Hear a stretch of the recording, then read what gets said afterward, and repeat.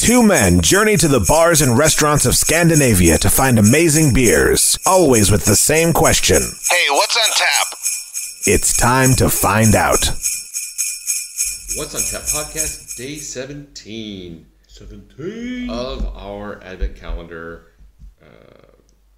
beer unveilings. We are approaching Christmas. We are. It is getting oh so close. It's getting hot in here. No, it's actually getting cold outside. Yes, it's getting very, very cold and dark and gloomy. Depressing.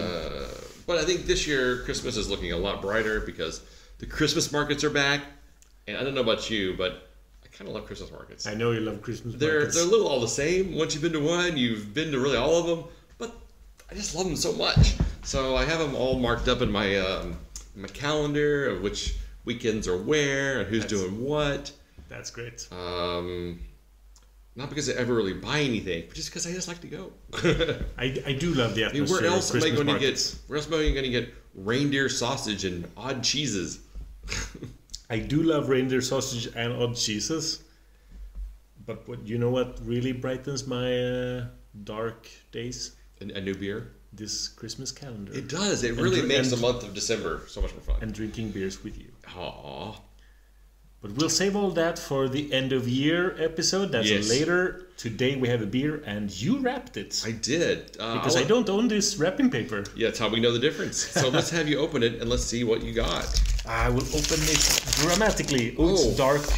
Whoa. I was wrong. That is not what I thought it was going to be. Spellbound by Seven Island Brewery. It is a double dry hop New England style double India pale ale with Nectarine and Riwaka hops.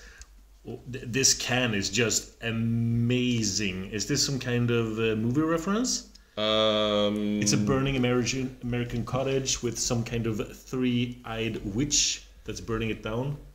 Oh, Spellbound. This is actually really interesting. Seven Island, I think I've only had stouts from them. I had one of their IPAs earlier, and it was delicious. Nice. So I'm super excited to try this one as well. I this may be a movie reference, but I'll be honest with you, I have no idea what it would be. It's absolutely gorgeous. Yeah, in a very dark way. It is a very. It's not a very. It's not a meadow Christmassy kind of label. Burning houses. Well, at least it's not a Norwegian stave church. It's very pagan. Yeah. No, it's very pagan looking. It's very Halloweeny kind of. Oh wow, I can just really smell the hops just coming straight off. Oh, it's so fruity on the nose. It pours quite murky but jello orangey. Yeah. There's a lot of citrus hop nose on this thing. It's crazy. It smells like So for anyone who doesn't know, hey, wait a minute. So Seven Island is a Greek brewery. Yes, they are. But it says producer is Frau Gruber Craft Brewing in Germany. Well, maybe they craft beer. Yeah, maybe. Craft brew through Frau Gruber, like. Yeah, maybe. Yeah. 8.3% ABV.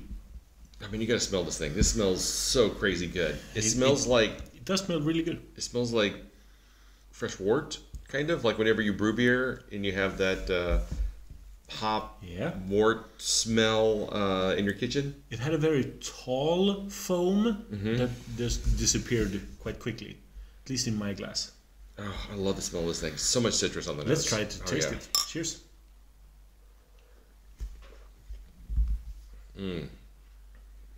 That's good. I'm not familiar with the malts that they used. It was what was it? You said it was Nectarine and Riwaka hops. I think it's Nectaron. Nectaron and Riwaka. Nectaron, yeah. Nectaron. New Zealand Nectaron and Riwaka. So they're New Zealand hops. I'm gonna say Nectarine doesn't quite sound right, but I'll let you run with that until I can double check. But Nectaron, yeah, definitely. And the internet actually says that Seven Island is a contract brewery.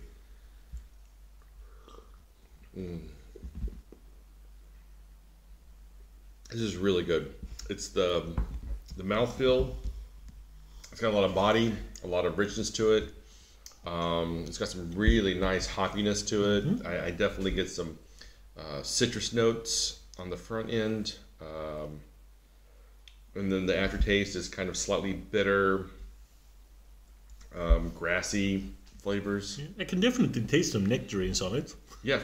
Now that I've said nectarines and I meant nectar wrong. That's all you're getting is nectarine. Yeah. It's like, man, this is the most nectarine. Did they just put nectarine in this? It's very drinkable, and I can see now on our glasses that I've drank twice as fast as you for some reason. True. You're really downing this one. I think I was thirsty, and this one is a real thirst quencher for its 8.3%. Yeah, this is so drinkable. This is a beer that I feel like if we had had it maybe a month before, it'd be so green, and the hops would be just like burning our throats, kind of. But right now, it just feels like it's really in a great space, and it's just so drinkable. Yeah, but still, it's kind of released for the fall winter season. This one would have suited us very well in the middle of summer in the scorching heat. Oh, yeah. In the sun.